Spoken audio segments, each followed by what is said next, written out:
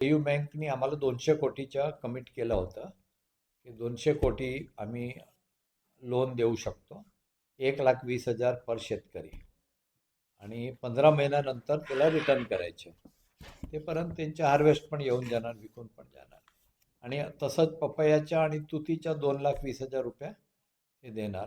तो आम्ही बोललो की हा वर्षी 200 कोटी नको देऊ, 100 कोटी आम्हाला द्या. तो तसा देणे के बदले अगर आम्ही गाव टू गाव केलं तर आणखीन बरं होईल.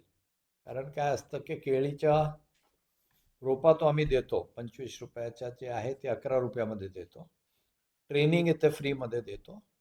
पण जेव्हा व्यापारी येतात ना, तो ते असं गावामध्ये जाणार जिथे जास्त शेतकरी असेल. तो 2, 4, 5 शेतकरी कुठे गावामध्ये असेल तर त्याच्या सेलला प्रॉब्लेम येऊ शकतो. आम्ही बोललो गाव ते गाव तुम्ही डिसाईड करा, एक मोठी संख्या आली त्याला मग मदत करू. पठाण मांडवानी 68 शेतकरींच्या एक लिस्ट दिला की आम्ही 68 शेतकरीला केळी लावायची आहे. तो 3 दिवस पूर्वी आम्ही पहिला पेमेंट केलेला आहे 15 शेतकरी.